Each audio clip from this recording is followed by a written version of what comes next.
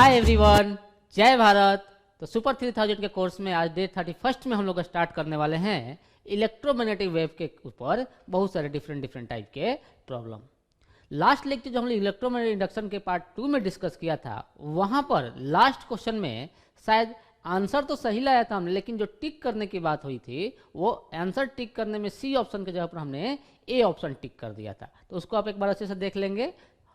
हम लोग स्टार्ट करने वाले इलेक्ट्रोमैग्नेटिक वेव। इलेक्ट्रोमैग्नेटिक वेव इसका मतलब लाइट वेव की बात करने वाले हैं, इलेक्ट्रोमैग्नेटिक रेडिएशन की बात करने वाले हैं। हमें मालूम है कि इलेक्ट्रोमैग्नेटिक वेव जो है वो ट्रांसवर्स नेचर की वेव होती है, नॉन मैकेनिकल वेव होती है, जिसमें कि इलेक्ट्रिक फील्ड और मैग्नेटिक फील्ड एक दूसरे के परपेंडिकुलर में ऑसिलेट कर रहे होते हैं, और साथ ही साथ उनका जो डायरेक्शन ऑफ प्रोपगेशन होता है वो भी इलेक्ट्रिक फील्ड और मैग्नेटिक फील्ड के परपेंडिकुलर ही होता है। इसका मतलब इलेक्ट्रिक फील्ड, मैग्नेटिक फील्ड और डायरेक्शन ऑफ प्रोपगेशन तीनों ही एक दूसरे के म्यूचुअली परपेंडिकुलर होते हैं। कुछ इस टाइप का मोशन हो रहा होता है कि अगर ये इलेक्ट्रिक फील्ड इधर वाइब्रेशन हो रहा है, मैग्नेटिक फील्ड इधर वाइब्रेट कर रही है। अगर इलेक्ट्रिक फील्ड वाई डायरेक्शन में वाइब्रेट कर रही है, मैग्नेटिक फील्ड जेड डायरेक्शन में वाइब्रेट कर रही है, तो डायरेक्शन ऑफ प्रोपगेशन जो लाइट वेव की एनर्जी जो है वो जो ट्रेवलिंग होगी उसकी एनर्जी का, वो एक्स एक्सिस के अलॉन्ग कुछ इस टाइप से मोशन हो रहा होगा। ये ऊपर की तरफ मोशन कर रहा होगा इलेक्ट्रिक फील्ड, मैग्नेटिक फील्ड जो होगा इस तरह से ऑसिलेट कर रहा होगा जेड एक्सिस के अलॉन्ग,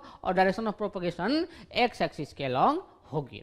हमेशा ही इलेक्ट्रिक फील्ड का डायरेक्शन और मैग्नेटिक फील्ड का डायरेक्शन का क्रॉस प्रोडक्ट किया जाएगा तो डायरेक्शन ऑफ प्रोपगेशन हमें मालूम हो जाएगी। तो कॉन्सेप्ट प्रॉब्लम डिस्कस करने से पहले मैं कुछ कॉन्सेप्ट की बात कर लूं जो कि आज के लेक्चर में, आज के प्रॉब्लम सॉल्विंग में आपको हेल्प करेगी।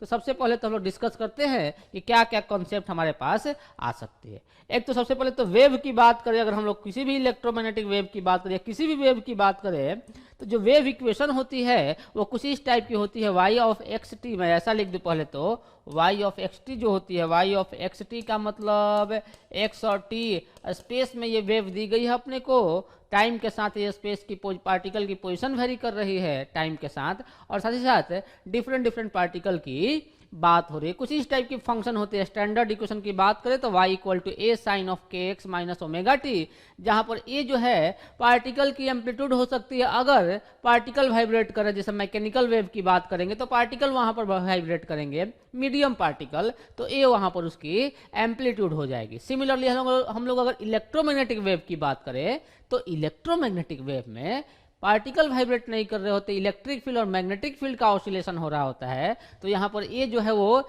Electric field and magnetic field की एम्पलीट्यूड को रिप्रेजेंट करेगा।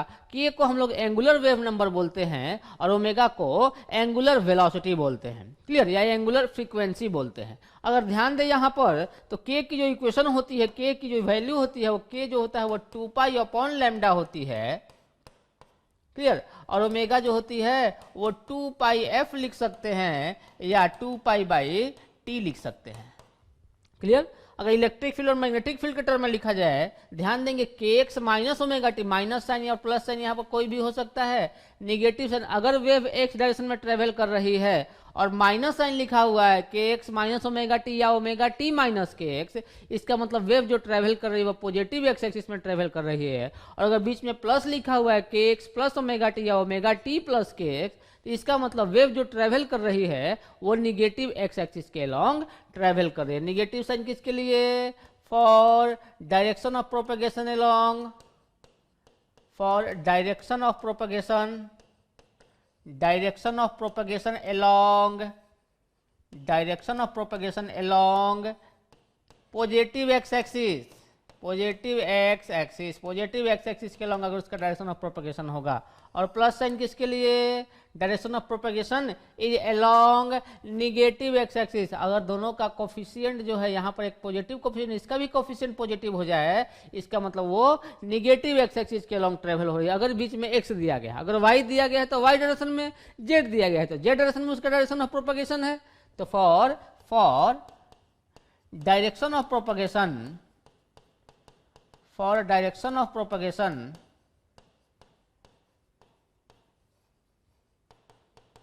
along negative x axis, negative x axis के अलॉन्ग उसका डायरेक्शन ऑफ प्रोपगेशन हो तो। सिमिलरली अगर हम लोग इलेक्ट्रिक फील्ड और मैग्नेटिक फील्ड की बात कर ले यहाँ पर, तो इलेक्ट्रिक फील्ड का जो वेरिएशन हो रहा होगा इलेक्ट्रिक फील्ड वो कुछ इस टाइप से ई not sine of k X minus omega T type का हो रहा होगा। वेक्टर की बात करें, डायरेक्शन ऑफ प्रोपगेशन आपके अपने पास एक्स एक्सिस की तरफ है, अगर ये डायरेक्शन ऑफ प्रोपगेशन है, ये डायरेक्शन ऑफ प्रोपगेशन है अगर पॉजिटिव एक्स एक्सिस की तरफ, पॉजिटिव एक्स एक्सिस की तरफ, तो इलेक्ट्रिक फील्ड जो होगी वो वाई एक्सिस के अलोंग होगी। ये वाई एक्सिस जो होगी वो इलेक्ट्रिक फील्ड इसके अलोंग होगी, इलेक्ट्रिक फील्ड जो होगी वाई एक्सिस के अलोंग होगी। इसका मतलब जे कैप लिख दूं मैं इसको, और मैग्नेटिक फील्ड में लिख सकता हूं ये B naught sine of k X minus omega T. ये वाला टर्म में कोई चेंज नहीं है, वैसे का वैसे ही रहेगा, सिर्फ चेंज क्या कर जाएगा, मैग्नेटिक फील्ड डायरेक्शन क्या हो जाएगी, अगर direction of propagation x axis में है, इलेक्ट्रिक फील्ड अगर वाई डायरेक्शन में है, तो मैग्नेटिक फील्ड जो होगी वो जेड डायरेक्शन में हो जाएगी। ये मैग्नेटिक फील्ड का डायरेक्शन ऑफ ऑसिलेशन हो जाएगा, ये मैग्नेटिक फील्ड का डायरेक्शन ऑफ ऑसिलेशन हो जाएगा, और ये इलेक्ट्रिक फील्ड का डायरेक्शन ऑफ ऑसिलेशन हो जाएगा। बी जो हो जाएगी जेड डायरेक्शन में हो जाएगी के कैप। ध्यान देंगे इलेक्ट्रिक फील्ड की एम्पलीट्यूड और मैग्नेटिक फील्ड की एम्पलीट्यूड या आरएमएस वैल्यू में जो रिलेशन है वो E not equal to C B nought है। सबसे ज्यादा इंपॉर्टेंट इक्वेशन यही है अपने पास, जो क्वेश्चन पूछी जाएगी मोस्टली अपने पास इसके ऊपर ही प्रॉब्लम पूछी जाएगी। E not equal to C B nought, most of the problem में इसका यूज किया जाएगा। आगे ध्यान दे कि जो डायरेक्शन ऑफ प्रोपगेशन है सी कैप लिखा है, सी का मतलब लाइट की वेलोसिटी का डायरेक्शन, सी मतलब लाइट की वेलोसिटी होती है, सी कैप लिखा है मींस डायरेक्शन ऑफ प्रोपगेशन की बात की गई है। सी कैप जो होती है वो ई कैप क्रॉस बी कैप के इक्वल होती है। ई कैप क्रॉस बी कैप का जो डायरेक्शन आएगा वही डायरेक्शन ऑफ प्रोपगेशन होती है। देख सकते हैं कि ई कैप वाई डायरेक्शन में मीन्स जे कैप है, और बी कैप जो है वो जेड डायरेक्शन मीन्स के कैप है, तो जे क्रॉस के करेंगे तो आई कैप आ जाएगी, direction of propagation of light आ जाएगी। तो इसका भी यूज आएगा अपने को बहुत ही ज्यादा। सी का मतलब लाइट की स्पीड की बात कर रहे हैं, ये मीडियम के परमिटिविटी और परमिएबिलिटी पर डिपेंड करती है। सी की जो वैल्यू होती है 1/रूट of mu not into epsilon nought होती है। लाइट की स्पीड डिफरेंट मीडियम में जाने पर डिफरेंट हो जाएगी। उस मीडियम मैग्नेटिक है नॉन मैग्नेटिक है, इसके करस्पॉन्डिंग डिस्कस किया जा सकता है। लाइट की जो वेलोसिटी होती है डिफरेंट मीडियम में जाएंगे तो वो सी डिवाइड बाई एन हो जाती है, जहां पर एन जो है refractive index of that medium, जिसको कि इस तरह से लिख सकते हैं, जहां पर रिफ्रैक्टिव इंडेक्स जो आ जाएगी अपने पास वो root of mu R into epsilon R हो जाएगी। मोस्ट ऑफ द प्रॉब्लम में अपने को नॉन मैग्नेटिक मीडियम की बात की जाएगी, इसका मतलब उसकी म्यू आर की वैल्यू 1 की बात करेंगे, और जब म्यू आर 1 हो जाएगा तो रिफ्रैक्टिव इंडेक्स की value square root of epsilon R के इक्वल ही हो जाएगी। एवरेज एनर्जी डेंसिटी की बात करें, जो इलेक्ट्रोमैग्नेटिक वेव एनर्जी को कैरी कर रहा है उसकी एवरेज एनर्जी डेंसिटी जो होगी, एनर्जी पर यूनिट वॉल्यूम, या तो 1/2 एप्सिलॉन नॉट ई स्क्वायर लिख दे, या तो B square by 2 mu naught. ध्यान देंगे मैंने ई नॉट और बी नॉट लिखा है, इसका मतलब एम्पलीट्यूड की बात करनी होगी, जो भी इलेक्ट्रिक फील्ड और मैग्नेटिक फील्ड की एम्पलीट्यूड होगी वो वाली वैल्यू पुट करनी है, आरएमएस वैल्यू उसकी नहीं पुट करनी है। इंटेंसिटी की बात करेंगे तो इंटेंसिटी किसी भी क्रॉस सेक्शन के करस्पॉन्डिंग जो इंटेंसिटी होती है, इंटेंसिटी को डिफाइन कैसे किया गया है, energy per unit time per unit area की बात करते हैं, तो इंटेंसिटी जो हो जाएगी वो 1/2 epsilon nought E square into C हो जाएगी, सी जहां पर लाइट की स्पीड है। किसी भी चार्ज पार्टिकल इलेक्ट्रिक फील्ड में मूव कर रहा है तो उसके ऊपर जो इलेक्ट्रिकल फोर्स एक्ट होती है वो Q इंटू ई, और मैग्नेटिक फोर्स अगर जो एक्ट होती है वो Q times of V cross B type की होती है। अपने को इलेक्ट्रोमैग्नेटिक वेव को इस तरह से डिवाइड किया गया है, gamma rays, X ray, ultraviolet rays, infrared, radio wave, और बहुत ही स्मॉल सा पार्ट एक विजिबल रीजन होता है। क्लियर, सबकी वेवलेंथ की हम लोग पॉइंट मार्क किए होंगे। गामा रे की बात करेंगे तो 0.01 नैनोमीटर से कम उसकी वेवलेंथ होगी। क्लियर है, ये सारा पॉइंट माइंड में रहेगा अपने को। एक्सरे की बात करेंगे तो 10 नैनोमीटर तक उसकी वेवलेंथ होगी, 0.01 नैनोमीटर से लेकर के 10 नैनोमीटर तक। सिमिलरली अगर हम लोग इंफ्रारेड की बात करेंगे तो 1000 नैनोमीटर से लेकर के 0.01 सेंटीमीटर तक मान सकते हैं, और रेडियो वेव की बात करेंगे तो 1 सेंटीमीटर से ज़्यादा तक की मान सकते हैं, या 1 से 0.01।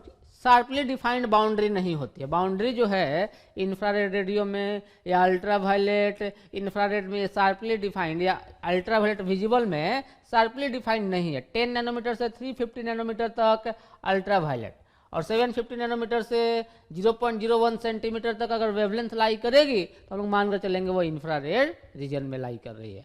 वेवलेंथ की वैल्यू इस तरह से इंक्रीज करेगी। तो ये सारे कॉन्सेप्ट हम लोग यूज करने वाले हैं आज के लेक्चर में, आज के प्रॉब्लम प्रैक्टिस में।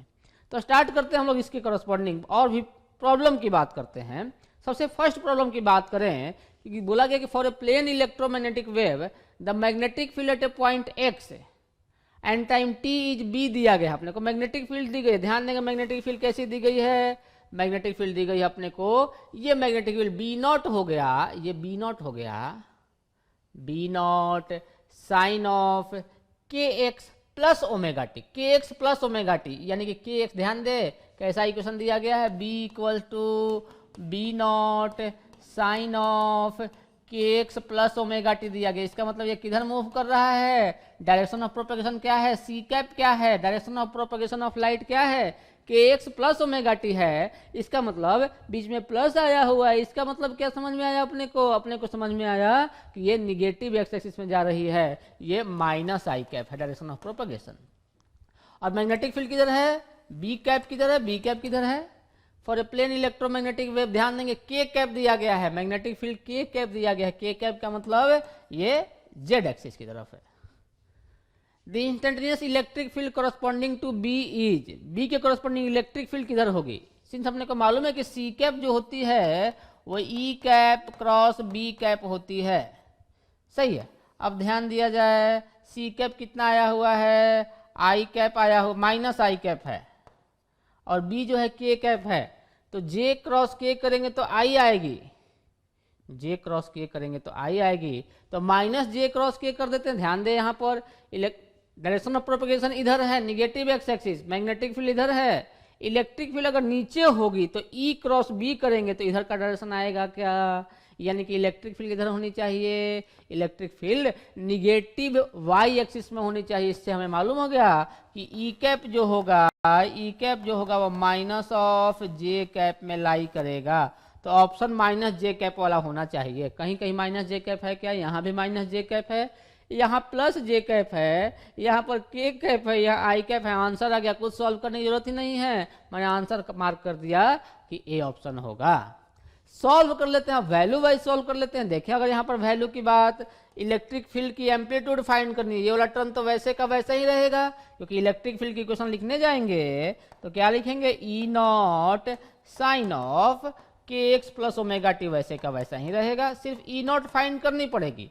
और ई नॉट कैसे सॉल्व करेंगे, E not equal to C into B nought, C की वैल्यू मालूम है अपने को 3 इंटू 10 टू द पावर 8, और बी नॉट की वैल्यू अभी हमें मालूम है, बी नॉट की वैल्यू कितनी है 1.2 into 10 to the power -7, 1.2 into 10 to the power -7। Solve करेंगे कितनी आ जाएगी, ये कैंसल आउट हो जाएगा, ये पॉइंट बाहर चला जाएगा, 12 इंटू 3 36 आ जाएगी। तो ई नॉट की वैल्यू 36 और माइनस ऑफ जे कैप में होना चाहिए, इसलिए ये माइनस ऑफ जे कैप हो जाएगी। पॉइंट समझ में आ रहा है कि ये सारा कुछ क्लियर है। नेक्स्ट क्वेश्चन की बात करें हम लोग, नेक्स्ट क्वेश्चन में ध्यान दें क्या बोला जा रहा है क्वेश्चन में, an electron is constrained to move along the Y axis with speed of 0.1 C. Speed of electron दी गई है अपने को, क्या दी गई है 0.1 सी, ठीक है। जो बोला जा रहा है वेलोसिटी दी गई है अपने को इलेक्ट्रॉन की 0.1 सी, किस डायरेक्शन में, अलोंग वाई एक्सिस, इसका मतलब ये जे कैप हो गया, इलेक्ट्रॉन की वेलोसिटी जे कैप में हो गई। In the presence of electromagnetic wave, कुछ electric field is, electric field दी गई है अपने को, इलेक्ट्रिक फील्ड दी गई है, कितनी दी गई है, ओके। अपने को क्या पूछा गया है, मैक्सिमम मैग्नेटिक फोर्स पूछा गया, maximum magnetic force experience by the electron, ठीक है।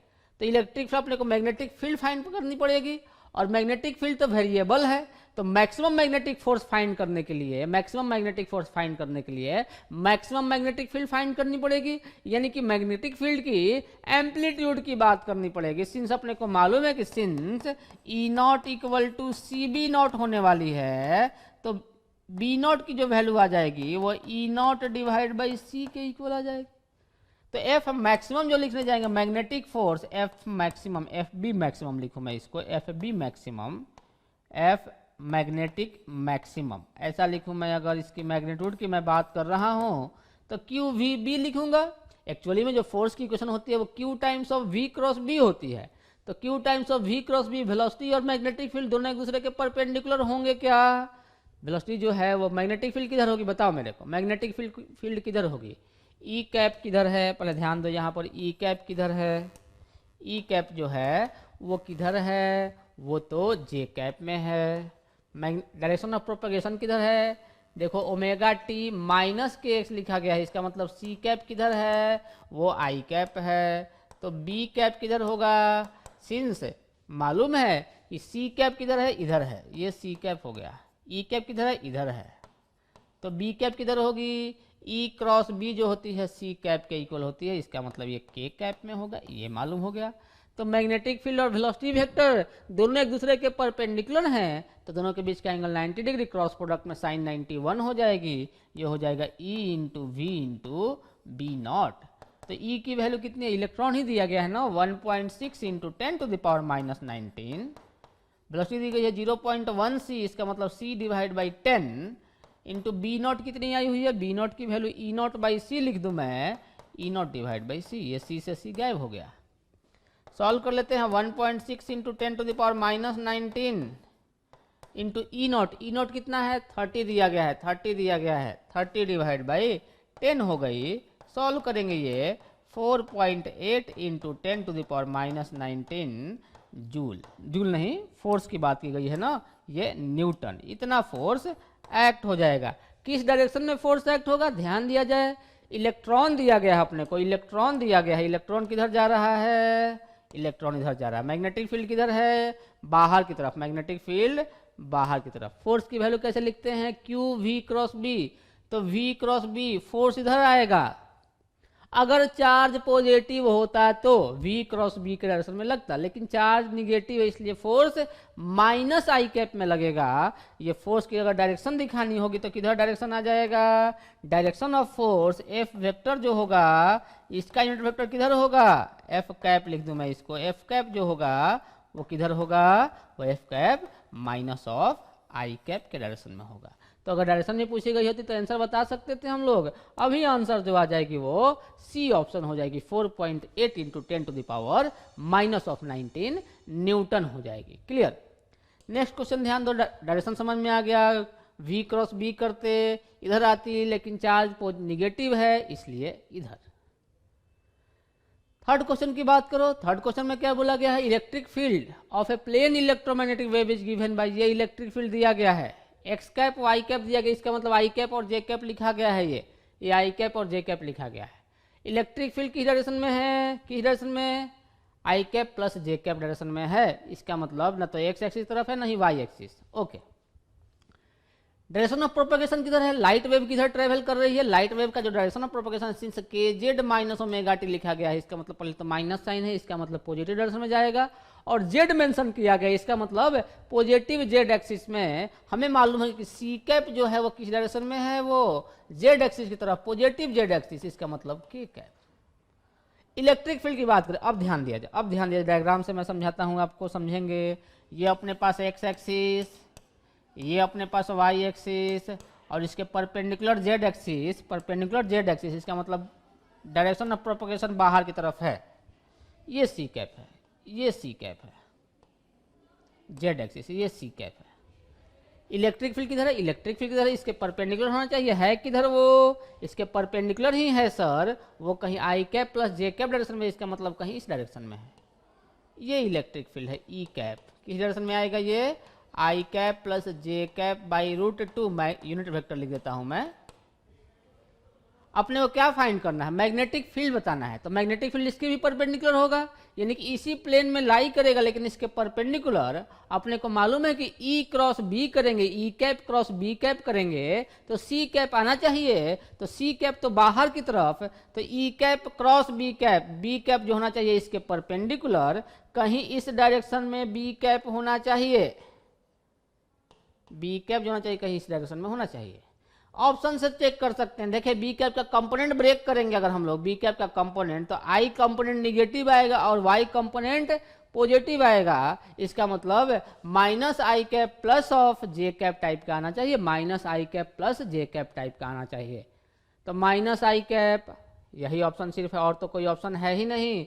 और बी नॉट की वैल्यू जो आनी चाहिए, since E equal to C B naught, तो बी नॉट जो हो जाएगी ई नॉट बाई सी हो जाएगी, तो ई नॉट बाई सी तो सब में ऑप्शन दिया गया है, लेकिन आई कैप कंपोनेंट निगेटिव होना चाहिए। समझ में आ रहा है क्या, कि इसका कंपोनेंट ब्रेक करेंगे तो इसका कंपोनेंट इधर इधर, समझ में आ रहा है, ये दोनों एक दूसरे के परपेंडिकुलर होने चाहिए यूनिट वेक्टर, और इसके भी परपेंडिकुलर होने चाहिए, इन दोनों का भी डॉट प्रोडक्ट 0 होना चाहिए। तो डॉट प्रोडक्ट किसके साथ 0 होगा, देखो यही डायरेक्शन है, ये माइनस माइनस माइनस माइनस और ये प्लस और ये माइनस, -1 हो जाएगी और ये +1 0 हो जाएगा। यही डायरेक्शन पॉसिबल है। क्लियर है? ये वाला ऑप्शन आ जाएगा।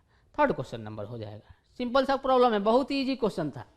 नेक्स्ट क्वेश्चन की बात करो, फोर्थ नंबर क्वेश्चन में क्या बोला गया है? क्वेश्चन में ध्यान दिया जाए, अपने को मैग्नेटिक फील्ड दी गई है, बी की वैल्यू दी गई है, तो करस्पॉन्डिंग इलेक्ट्रिक फील्ड की क्वेश्चन बतानी है। पहले ध्यान दिया जाए मैग्नेटिक फील्ड किस डायरेक्शन में है मैग्नेटिक फील्ड। मैग्नेटिक फील्ड दी गई है आई कैप में, बी कैप मालूम हो गया अपने को, बी कैप मालूम हो गया ये आई कैप की तरफ है। सी कैप की तरफ ध्यान दीजिए, वाई प्लस सी टी है, इसका मतलब वाई डायरेक्शन में जा रहा है लेकिन प्लस में लिख दिया गया। इसका मतलब किधर? इसका मतलब किधर? किस डायरेक्शन में?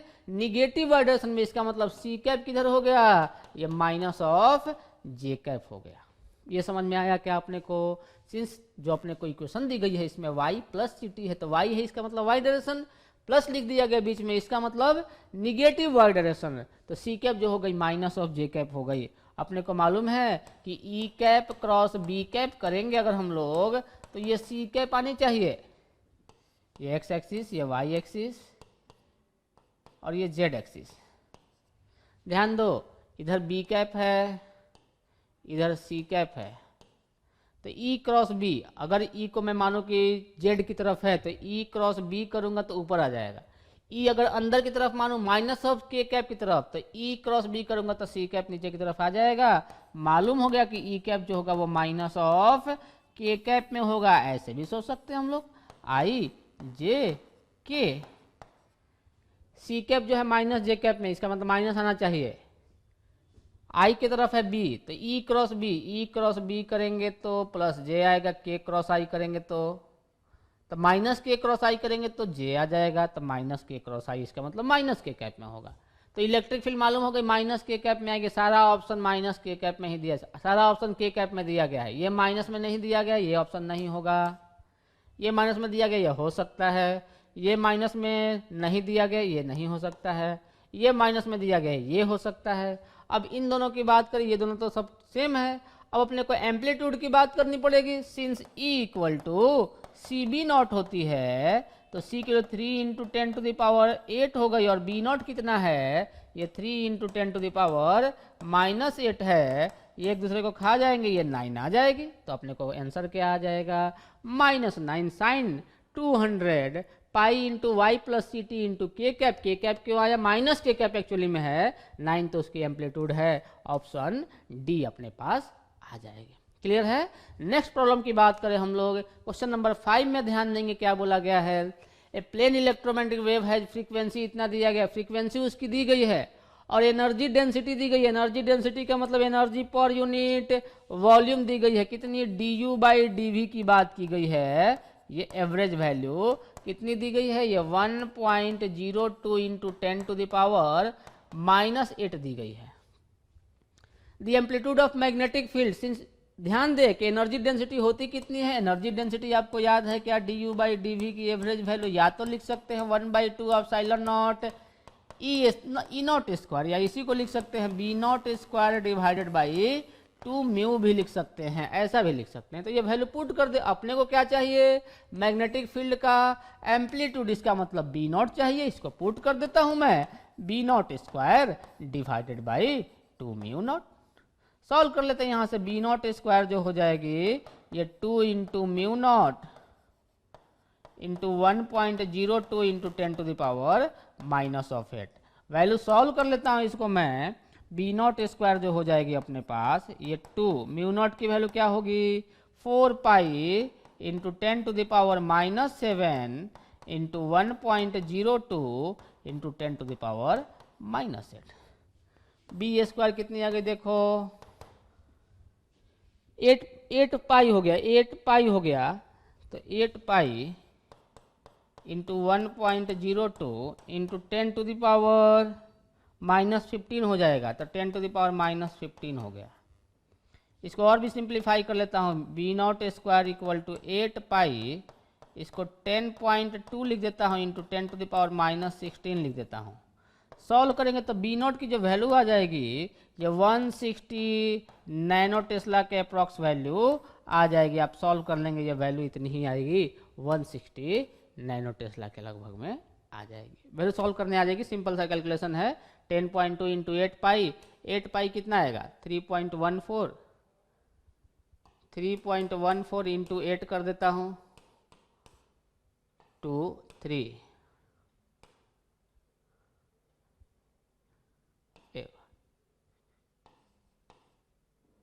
25.12 हो गया, इंटू 10 से मल्टीप्लाई करेंगे तो 251.2 जैसा आ गया। 10 से मल्टीप्लाई किया सिर्फ तो 256 जो होती है वो 16 का स्क्वायर होता है, 16 का स्क्वायर 256, इसलिए 16 जैसा आ जाएगा। 16 इंटू 10⁻⁻8, इसका मतलब 116 नैनो टेस्ला उसको लिख सकते हैं। क्लियर है। नेक्स्ट क्वेश्चन देखा जाए, क्या बोला गया, electric field of two plane electromagnetic plane waves in vacuum are given by E1 और E2 दिया गया। दो इलेक्ट्रोमैग्नेटिक वेव के कॉरस्पॉन्डिंग इलेक्ट्रिक फील्ड का इक्वेशन दिया गया अपने को एट t = 0 बोल दिया गया क्वेश्चन में। ध्यान देंगे t = 0 क्वेश्चन में मेंशन कर दिया गया है। ए particle of charge q is at origin, particle of charge particle कहां पर है, ओरिजिन पर, यानी कि x0 y0 z0 with velocity दी गई है, चार्ज पार्टिकल की वेलोसिटी दी गई अपने को। The instantaneous force experience by the particle, तो मैं लिखता हूं पहले तो इलेक्ट्रिक फील्ड लिखता हूं एट t = 0 E1 कितना हो जाएगी, t = 0 x = 0 y = 0। Equation put किया जाए, ओरिजिन पर है तो E1 कितना हो जाएगा, E1 वेक्टर जो हो जाएगा E0 j cap cos t0 हो गया, x0 हो गया तो cos 0 1 हो जाएगा, E0 j कैप हो जाएगा। और E2 कितना हो जाएगा, E2 वेक्टर t0 हो गया, y0 हो गया तो ये भी 0 हो गया, तो E0 k कैप हो जाएगा।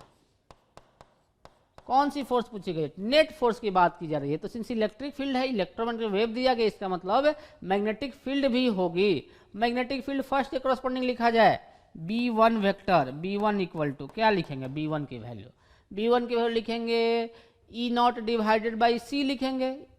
ऐसा इक्वेशन मालूम है ना कि E0 = CB0 होती है, तो B0 जो हो जाएगा वह E0 बाई C हो जाएगी। तो मैग्नीट्यूड तो E0 बाई C हो गई, डायरेक्शन क्या हो जाएगी ये देख लिया जाए। और वैसे ही B2 लिखना पड़ेगा अपने को, ये E0 बाई C हो जाएगी और डायरेक्शन देखना पड़ेगा अपने को। फर्स्ट वाले में डायरेक्शन देखा जाए, पॉजिटिव एक्स एक्सिस में C कैप है, C कैप पॉजिटिव एक्स यानी कि इधर डायरेक्शन ऑफ प्रोपगेशन है। इलेक्ट्रिक फील्ड इधर, यानी कि E cap cross B cap C cap होगी क्या, यानी कि मैग्नेटिक फील्ड किधर K कैप की तरफ, तो K कैप हो गया। यहाँ पर देखा जाए इलेक्ट्रिक फील्ड किधर, K कैप में बाहर की तरफ electric field, direction of propagation किधर, ऊपर की तरफ, direction of propagation y axis में। तो E क्रॉस B करेंगे तो B कैप किधर होना चाहिए, वो x एक्सिस तरफ होना चाहिए, इसका मतलब I कैप हो गई। समझ में आया ये सब कुछ। अपने को फोर्स फाइंड करना है तो F की वैल्यू लिखने जाएंगे, नेट फोर्स F नेट, क्या लिखेंगे, सबके कॉरस्पॉन्डिंग फोर्स लिखेंगे। तो पहले Q into E1 plus Q into E2 plus of Q into V cross B1 plus of Q into V cross B2, ऐसा लिखेंगे क्या। सबको क्रॉस प्रोडक्ट कर दिया जाए, वैल्यू पुट कर दिया जाए।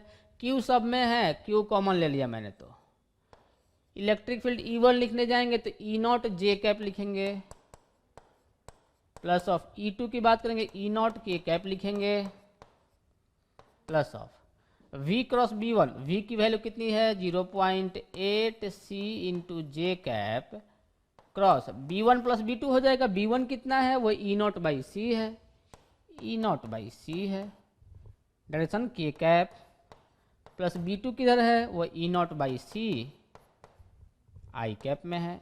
क्रॉस प्रोडक्ट कर दिया जाए इसको, सब में E0 है, E0 भी बाहर कर लिया तो Q इंटू E0, इसको लिख दिया J cap plus of K cap, ये C सबका कैंसिल हो जाएगा, E0 बाहर हो गया है, 0.8 रहने दिया। J क्रॉस K, तो J क्रॉस K करें तो J ऊपर की तरफ K बाहर, तो J cross K I cap आ जाएगा क्या, I cap. J cross I, तो J क्रॉस I करें तो J ऊपर की तरफ, J क्रॉस I करेंगे I इधर की तरफ, J cross I minus of K cap, minus of K cap लिख दिया। सॉल्व कर लेता हूं मैं इसको, Q E0, ध्यान दे 0.8 I cap plus of J cap k minus 0.1 0.8 तो प्लस ऑफ 0.2 k कैप, ऐसा कोई ऑप्शन है क्या? Q E not 0.8 I cap plus J cap plus 0.2 के कैप, ये डी ऑप्शन हो जाएगी अपने पास। कॉन्सेप्ट क्लियर है? नेक्स्ट प्रॉब्लम की बात करें हम लोग। नेक्स्ट प्रॉब्लम क्या है अपने पास, ध्यान दिया जाए। अपने को दिया गया एक plane electromagnetic wave is propagating along the direction I cap plus J cap by √2। इसका मतलब डायरेक्शन ऑफ प्रोपेगेशन दिया गया है। कौन सी डायरेक्शन ऑफ प्रोपेगेशन हो गई? सी कैप दे दी गई अपने को, क्या? I cap plus J cap by √2। ये डायरेक्शन ऑफ प्रोपेगेशन दिया गया है with its polarisation along direction of K cap. Polarisation का मतलब क्या? सिंस आपको जब डिस्कस किया गया होगा, पोलराइजेशन की बात की गई, तो जो वहां पर पोलराइजेशन किसका कराते थे हम लोग? इलेक्ट्रिक फील्ड की पोलराइजेशन की बात करते थे। सारे इलेक्ट्रिक फील्ड एक प्लेन में आ जाए, उसी को पोलराइजेशन के कॉरस्पॉन्डिंग डिस्कस करते थे। इसका मतलब जो पोलराइजेशन वेक्टर की बात कर रहा है, इसका मतलब वो इलेक्ट्रिक फील्ड की बात कर रहा है। इसका मतलब अपने को ई कैप मालूम हो गई, किधर हो गई? वो के कैप की तरफ हो गई। The correct form of magnetic field of the wave would be, magnetic field की वेव, मैग्नेटिक फील्ड की क्वेश्चन क्या होगी? सिंस हमने को मैग्नेटिक फील्ड क्वेश्चन लिखने जाएंगे तो पहले तो बी नॉट लिखना पड़ेगा। बी नॉट क्या हो जाएगा? वो E naught divide by C हो जाएगा। अपने को डायरेक्शन देखनी है कि मैग्नेटिक फील्ड डायरेक्शन क्या होगी, क्योंकि सब में तो कॉस जैसा फंक्शन दिया गया है। सिंस डायरेक्शन जो है I cap plus J cap by √2 है, तो omega T minus K X type का होना चाहिए, या के एक्स माइनस ओमेगा टी। तो ये वाला एक ऑप्शन हो सकता है पॉजिटिव जेड, तभी तो ये प्लस आएगा, अदरवाइज ये तो निगेटिव वाला हो जाएगा ना, प्लस में लिखा गया है तो। या तो ये ऑप्शन हो सकता है, इन दोनों में से कोई एक ऑप्शन, ये वाला भी ऑप्शन हो सकता है।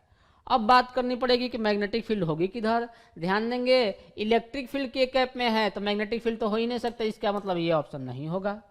Direction of propagation I cap plus J cap by √2, इसका मतलब मैग्नेटिक फील्ड इधर भी नहीं हो सकता, ये भी नहीं होगा। बचा कौन सा ऑप्शन? ए ऑप्शन आंसर आ गया। सिर्फ ट्रिक से हमने सॉल्व कर दिया, सिर्फ हमने ऑप्शन को एनालाइज किया तो मालूम हो गया अपने को, तो ए ऑप्शन हो जाएगा। सॉल्व करके देख लेते हैं। सिंस अपने को मालूम है कि एक तो सिंस इलेक्ट्रिक फील्ड जो है परपेंडिकुलर है मैग्नेटिक फील्ड के, और ये परपेंडिकुलर है सी के, तीनों एक दूसरे के परपेंडिकुलर हैं। इसका मतलब ध्यान दिया जाए तो, ध्यान दे तो यही अपने पास एक्स एक्सिस हो गई, ये वाई एक्सिस हो गई, और इसके परपेंडिकुलर जेड एक्सिस हो गया, ये जेड एक्सिस हो गया। तो इलेक्ट्रिक फील्ड किधर दी गई? इलेक्ट्रिक फील्ड जो दी गई है वो इधर दी गई है। डायरेक्शन ऑफ प्रोपगेशन किधर दिया गया? डायरेक्शन ऑफ प्रोपगेशन जो दिया गया है अपने को, वो मेंशन किया गया I cap plus J cap by √2। इसका मतलब इसी प्लेन में ये वाला I cap plus J cap by √2, ऐसा ही ना, ये I cap plus J cap by √2 है। तो इसके पर ये वाला सी कैप है, तो ई क्रॉस बी जो होना चाहिए वही जो होना चाहिए वो सी कैप आना चाहिए। तो ई क्रॉस बी, ध्यान दे ई बाहर की तरफ है, बी जो होना चाहिए किधर होना चाहिए? बी किधर होना? इसके परपेंडिकुलर हो सकता है तो इधर हो सकता है, इधर हो सकता है, यही ना। तो ई बाहर की तरफ, तो ई क्रॉस बी करेंगे इधर आ जाएगा, ई क्रॉस बी करेंगे ये इधर आएगा, यानी कि ये बी कैप जो होना चाहिए इधर होना चाहिए। तो देख सकते हैं कि जे वाला वाई एक्सिस वाला कंपोनेंट नेगेटिव और एक्स एक्सिस वाला पॉजिटिव होना चाहिए, इसके परपेंडिकुलर होना चाहिए। इसका मतलब I cap minus J cap by √2 होना चाहिए, ए ऑप्शन हो जाएगा। तो इस टाइप से हम लोग प्रॉब्लम को सॉल्व कर सकते हैं। क्लियर है क्या? आगे और ये समझ में आया ना अपने को? ये समझ में आया कि B naught I cap minus J cap by √2 है, क्योंकि इसकी डायरेक्शन इधर आई हुई है, इसी प्लेन में एंगल 90 डिग्री है। खुद देख सकते हैं कि ये 1 1 है तो ये भी 1 1 वाला होगा, लेकिन इसका वाई एक्सिस वाला निगेटिव होगा, एक्स एक्सिस वाला पॉजिटिव होगा। सिर्फ लॉजिक से सॉल्व कर दिया हमने, सिर्फ लॉजिक से सॉल्व कर दिया। क्लियर? आगे डिस्कस करते हैं इसी टाइप के और भी प्रॉब्लम। ओके, तो ये वाला प्रॉब्लम, नेक्स्ट प्रॉब्लम की बात कर लेते हैं हम लोग। क्वेश्चन में क्या बोला गया कि इलेक्ट्रोमैग्नेटिक वेव दिया गया है जिसकी इलेक्ट्रिक फील्ड की क्वेश्चन दी गई है अपने को। ध्यान दें, इलेक्ट्रिक फील्ड की क्वेश्चन जो दी गई है 6y माइनस 8j है। क्लियर है? तो ओमेगा टी प्लस के एक्स टाइप का है अपने को, ओमेगा टी प्लस के एक्स टाइप का है, ओमेगा टी प्लस के एक्स टाइप का है। एक्चुअली में ध्यान दिया जाए जो इक्वेशन है, ये वाली जो इक्वेशन है 6y minus 8z, 6y minus 8z, इसको क्या मैं ऐसा लिख सकता हूँ? देखे तो 6i cap minus of 8k cap dot 6xi cap, नहीं xi कैप, ऐसा लिख देता हूँ, ऐसा लिख देता हूँ, ऐसा लिख देता हूँ, 6 लिख दिया है ना, इसको लिख देता हूँ xi cap plus of Z के कैप, ऐसा लिख सकता हूँ क्या? यही वाली इक्वेशन आ जाएगी 6, अच्छा यहाँ पर वाई लिखना पड़ेगा, यहाँ पर वाई लिखना पड़ेगा, वाई है ना, तो ये यहाँ पर चेंज करना पड़ेगा अपने को जे कैप लिखना पड़ेगा, 6 जे कैप, ये 6 वाई लिख देता हूँ मैं। कैसा लिख सकता हूँ? क्या ऐसा लिख सकता हूँ? 6 वाई जे कैप, 6 नहीं ना, 6 नहीं, फिर से गलत कर दिया मैंने यहाँ पर, 6 नहीं, सिर्फ वाई जे कैप, कि यही इक्वेशन आ जाएगी। तो ये वाला अपने पास के टाइप का हो गया, के इंटू ये उसका डायरेक्शन हो गया, ये डायरेक्शन हो गया, यानी कि डायरेक्शन ऑफ प्रोपगेशन ध्यान देंगे, पहले तो बीच में प्लस है, इसका मतलब जो भी डायरेक्शन आएगा उसके अपोजिट में करना पड़ेगा। तो अपने को सी कैप जो हो जाएगी, सी कैप मैं अलग अलग लिखता हूँ पहले, तो यहाँ पर सी कैप जो हो गई, सी कैप वो क्या हो जाएगी? माइनस ऑफ जो डायरेक्शन आया हुआ, कितना डायरेक्शन आया हुआ है? 6 जे कैप माइनस 8 के कैप डिवाइड, मैग्नीट्यूड की बात करनी पड़ेगी, यूनिट वेक्टर लिखना है अपने को, तो डिवाइड बाई 10 करना पड़ेगा, क्या आ जाएगी? माइनस ऑफ ये 6 जे कैप, मैं मल्टीप्लाई कर देता हूँ, तो क्या हो जाएगा? 2 से कैंसिल आउट हो जाएगा, ये हो जाएगा plus of 4 K cap minus of 3 J cap divided by 5, ये डायरेक्शन ऑफ प्रोपगेशन हो जाएगी। क्लियर? तो डायरेक्शन ऑफ प्रोपगेशन बतानी है, डायरेक्शन ऑफ प्रोपगेशन क्या आ गई? 4 K cap minus 3 J cap. यहाँ पर माइनस देखिए, अगर गलती कर दिया होता, अगर आपने यहाँ पर साइन नहीं कंसिडर किया होता, अपने को क्या होती है? ओमेगा टी प्लस के एक्स है, इसका मतलब किस डायरेक्शन में जा रहा है? माइनस ऑफ एक्स एक्सिस में जा रहा है, माइनस एक्स एक्सिस में।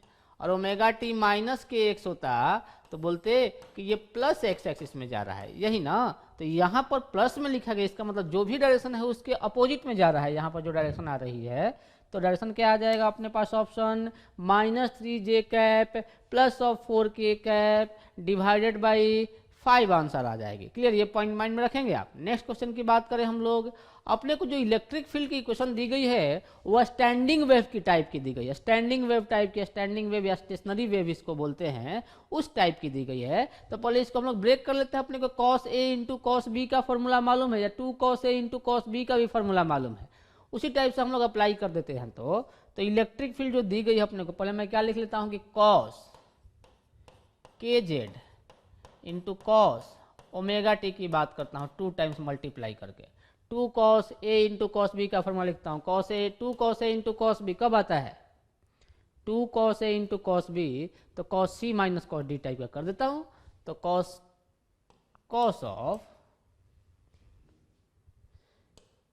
cos C minus D kz minus omega T, cos का फंक्शन लिखना है, minus cos of kz plus omega T, ऐसा आ जाएगा क्या? देखो तो ब्रेक करेंगे तो यही आ जाएगा, cos kz into cos omega T, ऐसा लिखेंगे ना, cos kz, आपको फॉर्मूला मालूम होगी, cos omega T plus of sine kz into sine omega T, ऐसा हो जाएगा। फिर उसको करेंगे तो minus of cos kz into cos omega T minus sine kz into sine omega T, ऐसा लिख सकता हूँ क्या मैं? ये माइनस साइन को क्या कर देता हूँ, यहाँ पर प्लस कर देता हूँ, ये प्लस कर देता हूँ, ये वाला कैंसिल आउट हो जाएगा, ये 2 टाइम्स बच जाएगा क्या? तो ये वाला प्लस कर देता हूँ, ऐसा मैं लिख सकता हूँ। तो ये वाला इक्वेशन क्या हो जाएगा अपने पास? इक्वेशन जो हो जाएगी, देखो तो इलेक्ट्रिक फील्ड की इक्वेशन जो आ जाएगी अपने पास, इलेक्ट्रिक फील्ड की इक्वेशन को मैं चेंज करता हूँ। एक तो ई नॉट आई कैप हो गई, ये कितना हो गया? देखो kz minus omega T type का लिखना है अपने को, तो cos ऑफ बाई 2 कर देता हूँ पहले, क्योंकि 2 से वहाँ पर मल्टीप्लाई किया था, तो cos kz minus omega T plus of cos kz plus omega T कर सकता हूँ क्या मैं? ऐसा लिख सकता हूँ। ये सारा कुछ समझ में आ गया आपको? ये सारा कुछ समझ में आ गया। ये अपने पास इक्वेशन हो गई, ये इलेक्ट्रिक फील्ड की इक्वेशन हो गई। इसको मैं अलग अलग पार्ट वाइज ब्रेक कर सकता हूँ। इसको मैं लिख देता हूँ ई नॉट बाई 2 कॉमन हो गया, इसके साथ चला जाएगा cos of kz minus omega T I cap plus of cos kz plus omega T, ये भी आई कैप में ही आ गई। ये इलेक्ट्रिक फील्ड का डायरेक्शन हुआ। ओके, अब इसके करस्पॉन्डिंग ये वाली जो वेव है किधर जा रही है? ये वेव जो ट्रेवल कर रही है, ये वाली किधर ट्रेवल कर रही है? पॉजिटिव जेड में जा रही है। और ये किधर जा रही है? निगेटिव जेड में।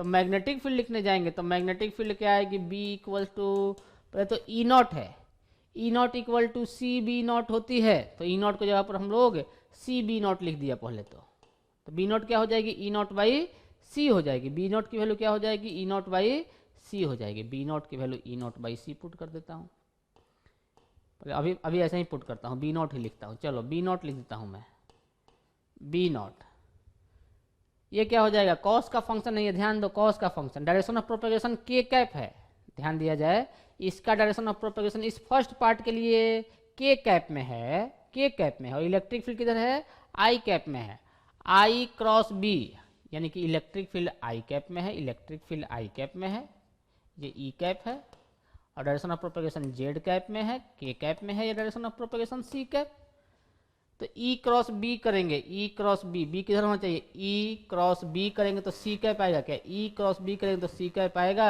यानी कि बी किधर होनी चाहिए, प्लस जे एक्सिस में, प्लस वाई एक्सिस में होनी चाहिए फर्स्ट वाले पार्ट के लिए, तो B not cos of K Z minus omega T, और इसका डायरेक्शन किधर, प्लस जे कैप, ई क्रॉस बी, सी का डायरेक्शन आना चाहिए, प्लस ऑफ, ये वाला वैसे का वैसे रहेगा कॉस, ये निगेटिव में आ रहा है, के जेड प्लस ओमेगा टी हो गई, ये निगेटिव जेड में जा रही है, डायरेक्शन ऑफ प्रोपेगेशन अंदर की तरफ, इलेक्ट्रिक फील्ड आई कैप में, तो ई क्रॉस ई हो गया, ई क्रॉस बी करेंगे तो अंदर की तरफ जाएगी, यानी कि B minus of J cap में। सॉल्व कर लेता हूँ इसको, क्या लिख दूँ मैं, B nought into J cap common ले लिया, बचेगा क्या, cos K Z minus omega T minus cos of K Z plus omega T.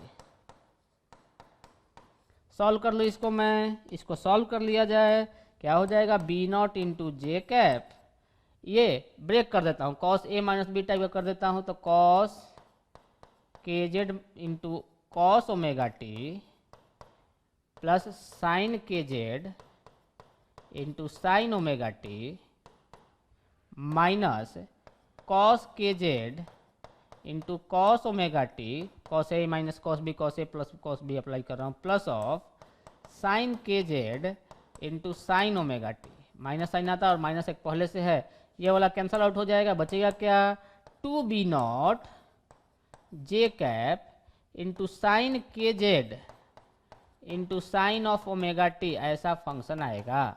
और टू बी नॉट को क्या लिख सकता हूँ, बी नॉट को क्या लिख सकता हूँ, सिंस ध्यान दे यहाँ पर कितनी है, सिंस अपने को इक्वेशन मालूम है कौन सी, E not equal to C B not होती है, सही क्या, यहाँ पर ई नॉट की जगह पर क्या है, ई नॉट बाई टू है, सी बी नॉट की जगह पर क्या आ जाएगा, E not by two C, तो E not by two C, two B nought कितना हो जाएगा, टू बी नॉट जो हो जाएगा वो ई नॉट बाई सी हो जाएगा, तो E not by C into J cap, और ये वाला फंक्शन आ जाएगा sine K Z into sine omega T, J cap में होना चाहिए, तो ऑप्शन ये तीनों में से कोई एक हो सकता है, ये तो होगा नहीं, sine K Z into sine omega T, sine K Z into sine omega T, यही ऑप्शन है, ए ऑप्शन अपने पास आ जाएगी।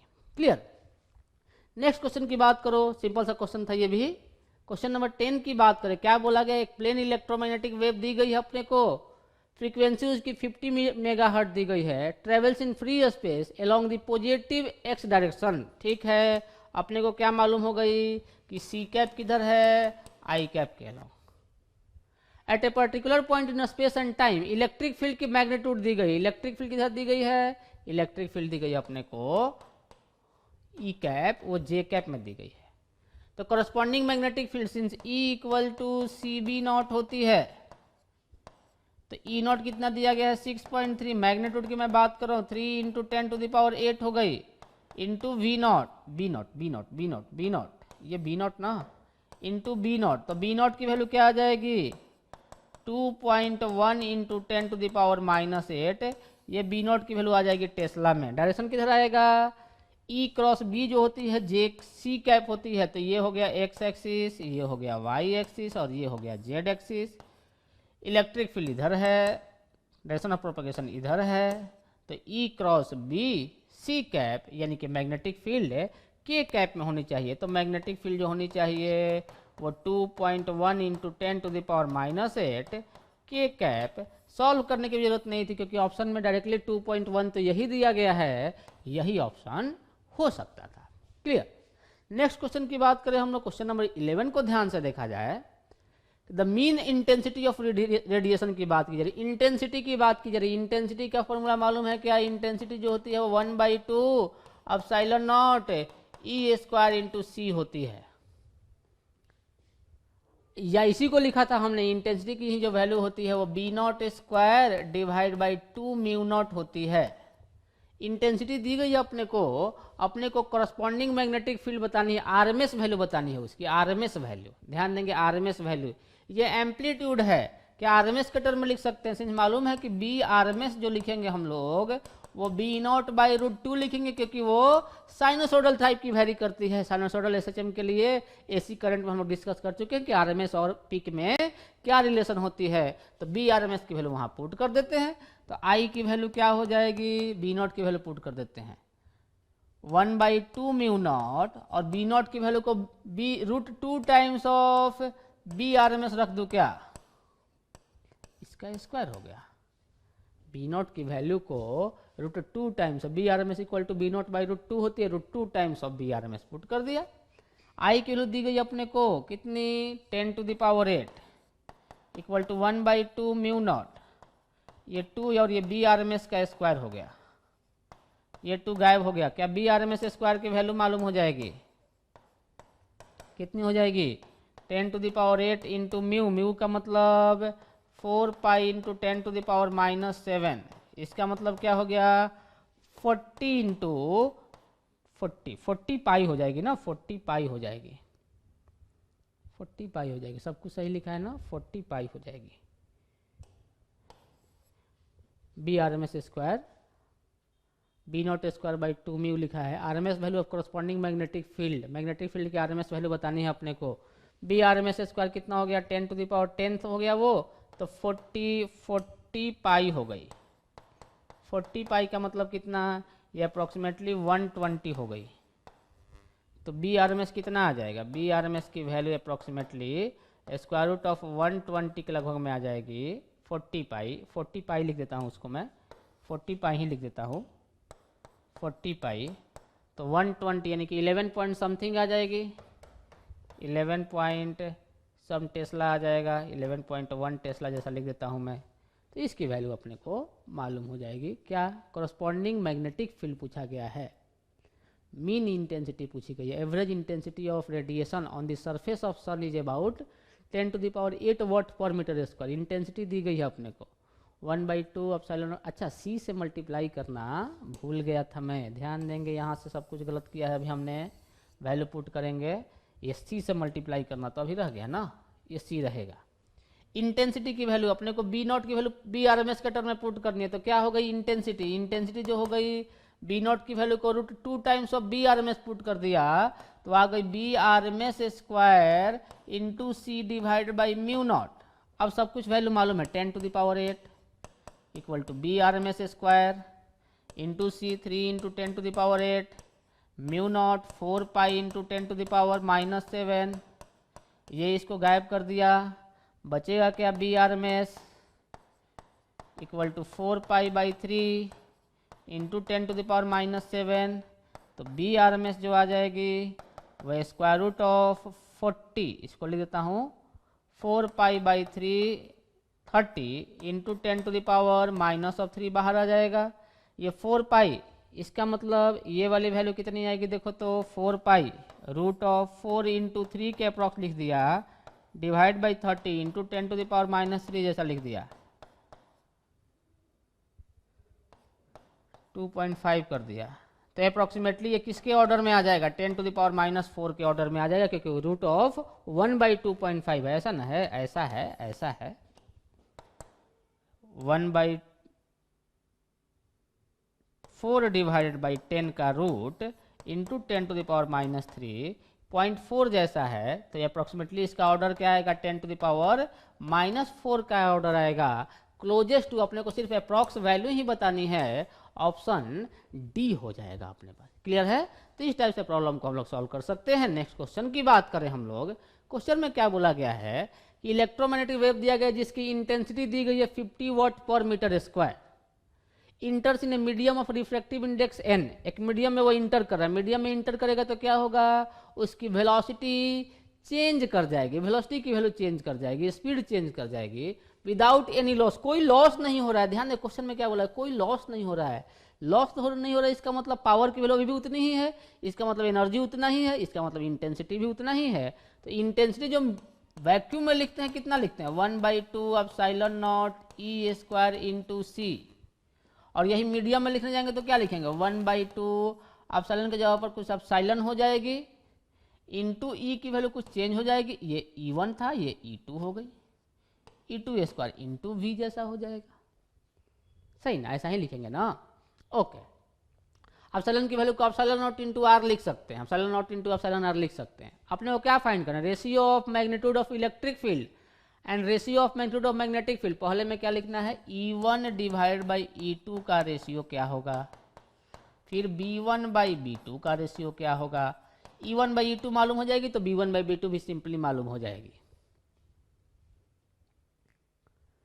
सॉल्व करते हैं यहाँ पर, तो रूट एन की बात करें, सिंस लाइट की स्पीड जो c होती है वो 1/रूट mu not into epsilon nought लिखते हैं, और रिफ्रैक्टिव इंडेक्स जो होती है 1 डिवाइडेड बाई, रिफ्रैक्टिव इंडेक्स जो होती है वो, या फिर लाइट की ही स्पीड लिखे हम लोग मीडियम में v की बात करें तो v equal to C divide by N होती है, या इसी को लिखते हैं 1 डिवाइड बाई रूट ऑफ, ऐसा लिख देता हूँ c divided by root of mu R into epsilon R लिखते हैं। सही है। नॉन मैग्नेटिक मीडियम की बात करें, क्वेश्चन में हमने नहीं बोला गया कुछ किस टाइप का मैग्नेटिक मीडियम है, इसका मतलब सिर्फ एप्सिलॉन आर की ही बात करेंगे, इसको c divide by root of epsilon R type का लिखेंगे, म्यू आर की वैल्यू को 1 मानेंगे, म्यू आर की वैल्यू को 1 काउंट करेंगे। तो अपने को रेशियो काउंट करनी है, E1 बाई E2 की बात करनी है। तो ध्यान देते ये वाले दोनों की बात करें हम लोग, ये दोनों इंटेंसिटी इक्वल, तो यहाँ से E1 बाई E2 क्या आ जाएगी, फर्स्ट वाली इक्वेशन से देखो तो, फर्स्ट वाली इक्वेशन से कि E1 बाई E2 का होल स्क्वायर क्या हो जाएगा, 1/2 गायब हो जाएगा, V divide by C epsilon divide by epsilon naught, इसी को लिख सकता हूँ V divide by C, epsilon को लिख सकता हूँ epsilon naught into epsilon R divide by epsilon naught. Epsilon R का मतलब क्या, एप्सिलॉन आर का मतलब क्या, यहाँ से देख सकते हो कि एन स्क्वायर, एन जो है वो रूट ऑफ एप्सिलॉन आर है, इसका मतलब एप्सिलॉन आर क्या है, एन स्क्वायर है क्या। सही है, तो वैल्यू पुट कर देता हूँ यहाँ से, E1 बाई E2 का स्क्वायर जो हो जाएगा वो देखो तो एप्सिलॉन आर मतलब एन स्क्वायर, v को नीचे लेकर c बाई वी क्या हो जाएगी, n हो जाएगी क्या, ये n हो गया, एक n गायब हो जाएगा क्या, ये n के इक्वल, यहाँ से E1 बाई E2 क्या आ गई, E1 बाई E2 जो आ जाएगी रूट ऑफ n हो जाएगी, E1 by E2 root n हो जाएगी, E1 by E2 root n हो जाएगी। तो या तो ऑप्शन सी या तो ऑप्शन डी। अपने को देखना पड़ेगा, b की बात करनी पड़ेगी, तो सिंस E का रेशियो मालूम हो गया तो क्या b का भी रेशियो मालूम हो जाएगा। कैसे सॉल्व कर लेंगे, इंटेंसिटी में क्या करेंगे, 1/b0 square divide by 2 mu type का कर लेंगे। समझ में आ रहा है क्या, लिख लेंगे हम लोग E0 की वैल्यू को जब लिखने जाएंगे तो ऐसा भी कर सकते हैं, सिंस E1 बाई E2 का रेशियो मालूम हो गया तो E1 by E2 equal to, E1 को लिख सकते हैं CB1 और E2 को लिख सकते हैं V इंटू B2, और ये कितना है रूट ऑफ n के इक्वल है। फिर से c बाई वी आ गई तो B1 बाई B2 कितना हो गया, देखो B1 बाई B2, और ये c बाई वी है, c बाई वी कितनी आ जाएगी, n हो जाएगी, ये रूट ऑफ n के इक्वल।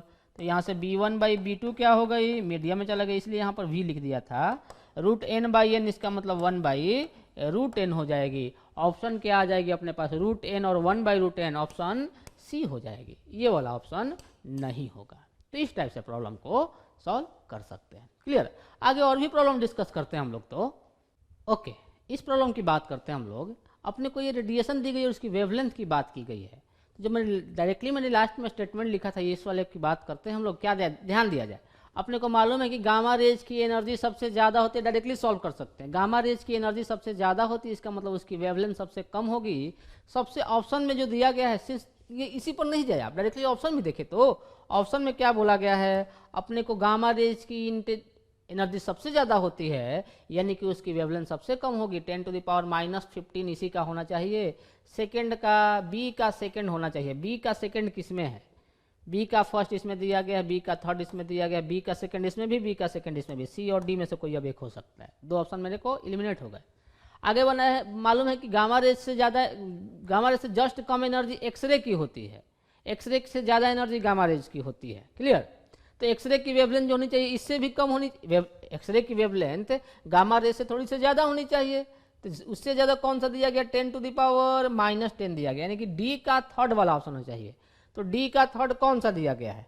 डी का थर्ड इसमें दिया गया है, यानी कि यही तो दोनों में मैच कर रहा है, यानी कि ऑप्शन कौन सा होगा? डी हो गया। आंसर आ गया, कुछ करने की अब जरूरत ही नहीं है। इसका मतलब माइक्रोवेव 10⁻³ और एम वेव की बात करेंगे 100 मीटर हो जाएगी। रेडियो वेव की वेवलेंथ सबसे ज़्यादा होती है, वो 100 मीटर हो जाएगा। आंसर आ जाएगा। तो प्रॉब्लम से आप ऑप्शन को भी एलिमिनेट करना सीखें ताकि डायरेक्टली आप गेस भी कर सकें। नेक्स्ट क्वेश्चन की बात करें हम लोग। नेक्स्ट क्वेश्चन बोला गया है कि फोटोन ऑफ इलेक्ट्रोमैग्नेटिक रेडिएशन दिया गया है। फोटोन दिया गया है इलेक्ट्रोमैग्नेटिक रेडिएशन का, जिसकी एनर्जी दी गई 11 किलो इलेक्ट्रॉन वोल्ट। तो किस रीजन में वो लाई करेगा? ठीक है, इलेक्ट्रोमैग्नेटिक वेव दिया गया है अपने को, फोटोन की एनर्जी। तो एनर्जी की क्वेश्चन क्या लिखते हैं हम लोग? hc/λ लिखते हैं क्या? तो लैम्डा कितनी हो जाएगी? hc divide by energy. Energy जो दी गई 11 किलो इलेक्ट्रॉन वोल्ट। एक्चुअली में hc की जो वैल्यू सॉल्व करेंगे ना आप, तो ये 12,400 इलेक्ट्रॉन वोल्ट एंगस्ट्रॉम में आती है। hc की वैल्यू 12,400 इलेक्ट्रॉन वोल्ट एंगस्ट्रॉम में आती है। तो वैल्यू पुट कर दे 12,400 डिवाइडेड बाई ई की वैल्यू 11 किलो इलेक्ट्रॉन, यानी कि 11,000। सही, 11,000। तो आंसर एंगस्ट्रॉम में आ जाएगी। क्लियर है? 2 0 कैंसिल आउट हो गया। 124 डिवाइड बाई 110, ये कितना आ जाएगा? लगभग 1 पॉइंट कितना हो जाएगा? पहले 12.4 हो गया। देखो देखो इसको, 12.4 डिवाइड बाई 11 एंगस्ट्रॉम, अप्रॉक्सीमेटली ये 1 से तो ज़्यादा आएगा, 2 से कम आएगा। 11 से डिवाइड करेंगे 12.4 को, 1.1 एंगस्ट्रॉम जैसा आएगा, 1.1 एंगस्ट्रॉम। तो 1.1 एंगस्ट्रॉम, 1.1 एंगस्ट्रॉम की बात कर रहे हैं, ध्यान देंगे आप। 1.1 एंगस्ट्रॉम किस रेंज में लाई करेगा? ये देखें तो ये वाला कितना एंगस्ट्रॉम है, ये वाला कितना एंगस्ट्रॉम है, ये वाला कितना एंगस्ट्रॉम है, ये वाली वैल्यू कितनी एंगस्ट्रॉम होगी? 10 नैनोमीटर है। इसका मतलब 10 × 10⁻⁻9 है क्या? सही है। 10 × 10⁻⁻9 का मतलब कितना? इसको लिख सकते हैं क्या? 100 एंगस्ट्रॉम है। यहाँ से देखिए वैल्यू कितना है, ये 0.01 नैनोमीटर। इसको लिख सकता हूँ क्या मैं? 10 से मल्टीप्लाई कर दिया तो 0.1 एंगस्ट्रॉम हो गई। तो 0.1 एंगस्ट्रॉम से 100 एंगस्ट्रॉम के बीच में एक्सरे लाई करेगी, और अपने पास जो फाइनल आंसर आई थी 1.1 एंगस्ट्रॉम, इसका मतलब 1.1 एंगस्ट्रॉम तो कहीं इसी के बीच में लाई करेगा। इसका मतलब जो ऑप्शन आएगी अपने पास, इसके कॉरस्पॉन्डिंग 1.1 एंगस्ट्रॉम आई थी, 1.1 एंगस्ट्रॉम आई थी। लैम्डा की वैल्यू ये किस रीजन में लाई करेगा? एक्सरे वाले रीजन में लाई करने वाला है। तो ये अपने पास इलेक्ट्रोमैग्नेटिक वेव के कॉरस्पॉन्डिंग प्रॉब्लम हुए। नेक्स्ट लेक्चर से जो हम लोग डिस्कस करेंगे वो सिंपल हार्मोनिक मोशन और इससे कॉरस्पॉन्डिंग प्रॉब्लम की बात करेंगे, वेव की बात करेंगे। ओके, तो आज के लेक्चर तक हम लोग यहीं डिस्कस करते हैं। बहुत ही सिंपल सा चैप्टर है ये, इलेक्ट्रोमैग्नेटिक वेव। एक प्रॉब्लम आने ही वाले हैं आपके जेईई के एग्जाम में। जिस टाइप के प्रॉब्लम सॉल्व कराए गए हैं इसी टाइप के प्रॉब्लम जेईई के एग्जाम में भी आते हैं, और आए भी हैं इसी टाइप के प्रॉब्लम। तो आपको ये चैप्टर में ज़्यादा कोई प्रॉब्लम करने की ज़रूरत नहीं भी है। क्लियर? तो मिलते हैं नेक्स्ट लेक्चर में। Thank you. जय भारत।